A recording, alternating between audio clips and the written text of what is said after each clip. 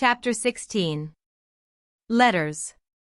In the cold gray dawn the sisters lit their lamp and read their chapter with an earnestness never felt before.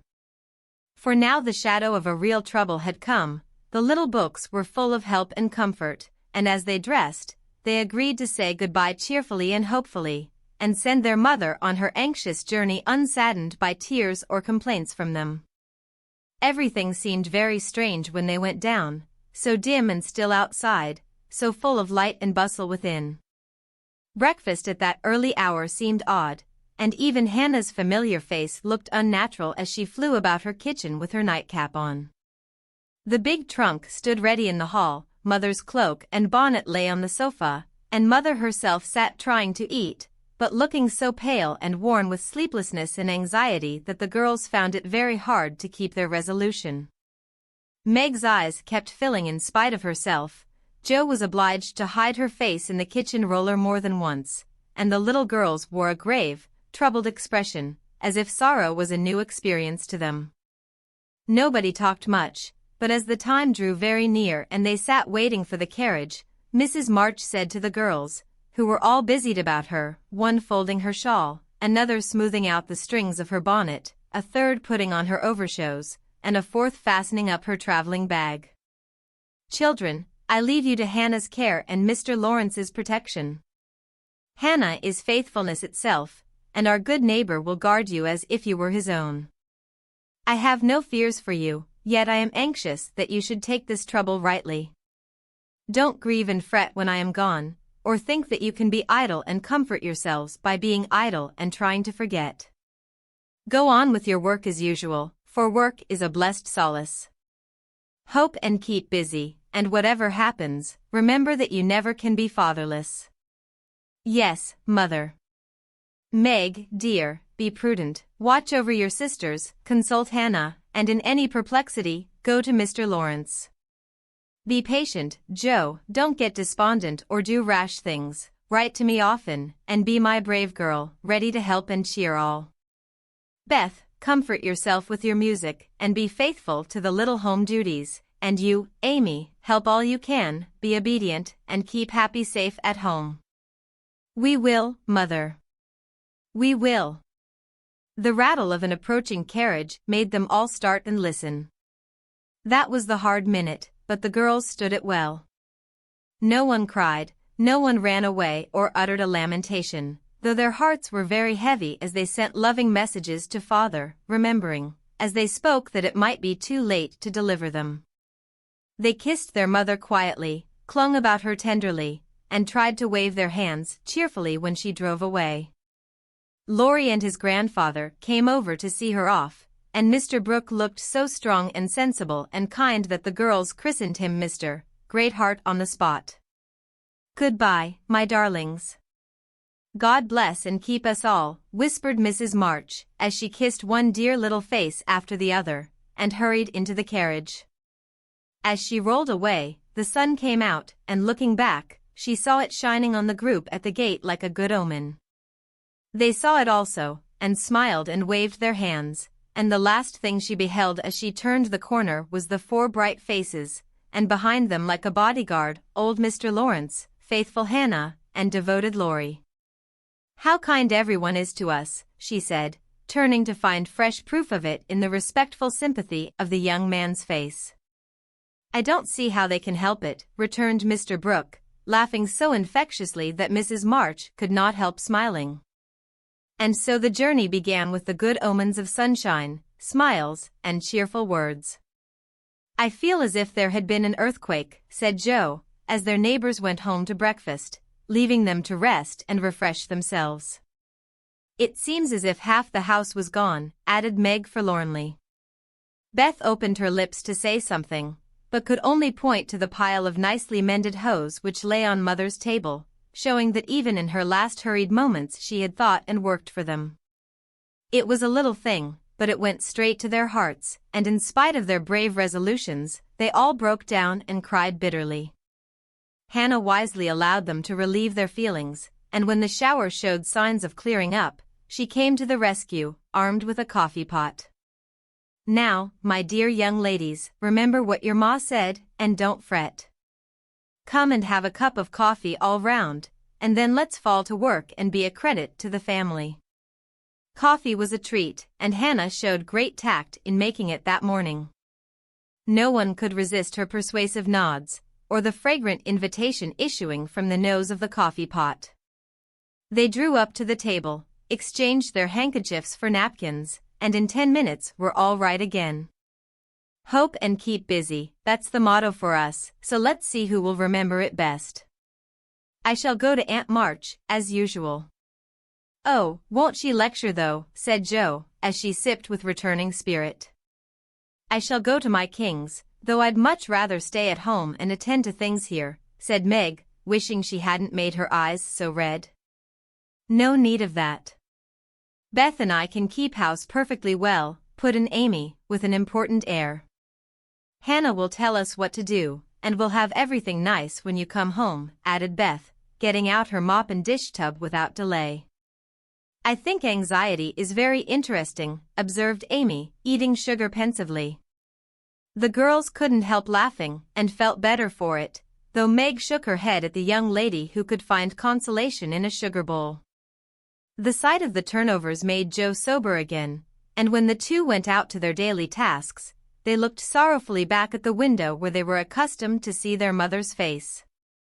It was gone, but Beth had remembered the little household ceremony, and there she was, nodding away at them like a rosy-faced mandarin. That's so like my Beth, said Jo, waving her hat, with a grateful face. Goodbye, Meggie, I hope the Kings won't strain today. Don't fret about father, dear, she added, as they parted. And I hope Aunt March won't croak. Your hair is becoming, and it looks very boyish and nice, returned Meg, trying not to smile at the curly head, which looked comically small on her tall sister's shoulders. That's my only comfort. And, touching her hat a la Laurie, away went Jo, feeling like a shorn sheep on a wintry day. News from their father comforted the girls very much, for though dangerously ill, the presence of the best and tenderest of nurses had already done him good. Mr. Brooke sent a bulletin every day, and as the head of the family, Meg insisted on reading the dispatches, which grew more cheerful as the week passed. At first, everyone was eager to write, and plump envelopes were carefully poked into the letter box by one or other of the sisters, who felt rather important with their Washington correspondence. As one of these packets contained characteristic notes from the party, we will rob an imaginary mail and read them. My dearest mother. It is impossible to tell you how happy your last letter made us, for the news was so good we couldn't help laughing and crying over it. How very kind Mr. Brooke is, and how fortunate that Mr. Lawrence's business detains him near you so long, since he is so useful to you and father. The girls are all as good as gold. Jo helps me with the sewing, and insists on doing all sorts of hard jobs. I should be afraid she might overdo, if I didn't know her moral fit wouldn't last long. Beth is as regular about her tasks as a clock, and never forgets what you told her. She grieves about father, and looks sober except when she is at her little piano. Amy minds me nicely, and I take great care of her. She does her own hair, and I am teaching her to make buttonholes and mend her stockings. She tries very hard, and I know you will be pleased with her improvement when you come. Mr. Lawrence watches over us like a motherly old hen, as Jo says, and Laurie is very kind and neighborly. He and Jo keep us merry, for we get pretty blue sometimes, and feel like orphans, with you so far away. Hannah is a perfect saint. She does not scold at all, and always calls me Miss Margaret, which is quite proper, you know, and treats me with respect. We are all well and busy, but we long, day and night, to have you back. Give my dearest love to father, and believe me, ever your own. Meg. This note, prettily written on scented paper, was a great contrast to the next, which was scribbled on a big sheet of thin foreign paper, ornamented with blots and all manner of flourishes and curly-tailed letters. My precious Marmee. 3 cheers for dear father. Brooke was a trump to telegraph right off, and let us know the minute he was better. I rushed up garret when the letter came and tried to thank God for being so good to us, but I could only cry and say, I'm glad. I'm glad. Didn't that do as well as a regular prayer? For I felt a great many in my heart. We have such funny times, and now I can enjoy them, for everyone is so desperately good, it's like living in a nest of turtle doves. You'd laugh to see Meg head the table and try to be motherish. She gets prettier every day, and I'm in love with her sometimes. The children are regular archangels, and well, I'm Joe, and never shall be anything else. Oh, I must tell you that I came near having a quarrel with Laurie. I freed my mind about a silly little thing, and he was offended. I was right, but didn't speak as I ought, and he marched home, saying he wouldn't come again till I begged pardon. I declared I wouldn't and got mad. It lasted all day. I felt bad and wanted you very much. Laurie and I are both so proud, it's hard to beg pardon.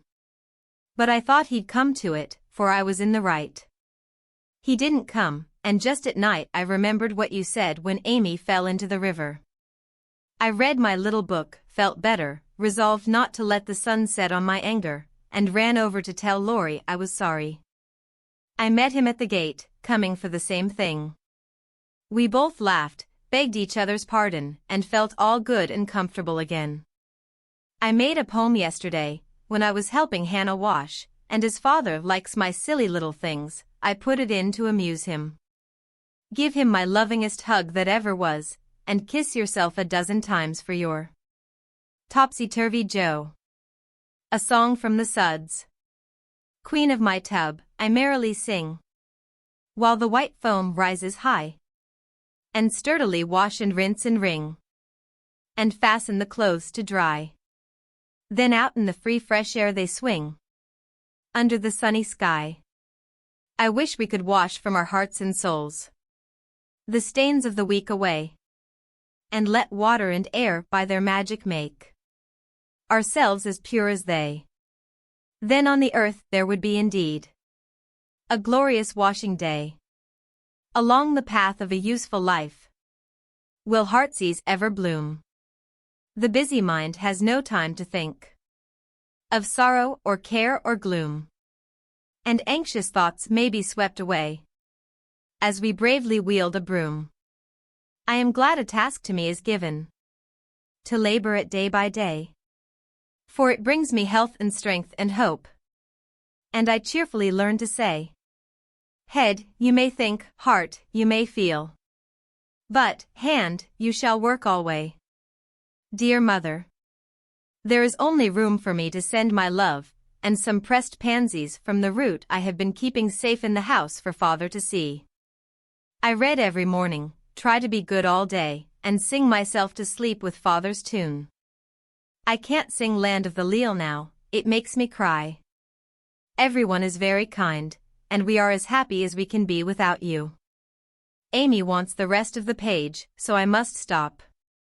I didn't forget to cover the holders, and I wind the clock and air the rooms every day. Kiss dear father on the cheek he calls mine. Oh, do come soon to your loving little Beth. Ma chère mama. We are all well. I do my lessons always and never corroborate the girls. Meg says I mean contradict, so I put in both words and you can take the properest. Meg is a great comfort to me and lets me have jelly every night at tea. It's so good for me, Joe says, because it keeps me sweet-tempered. Laurie is not as respectful as he ought to be now I am almost in my teens. He calls me chick and hurts my feelings by talking French to me very fast when I say merci or bonjour as Hattie King does.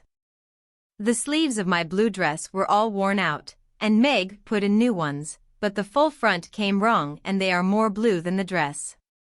I felt bad but did not fret. I bear my troubles well, but I do wish Hannah would put more starch in my aprons and have buckwheats every day. Can't she?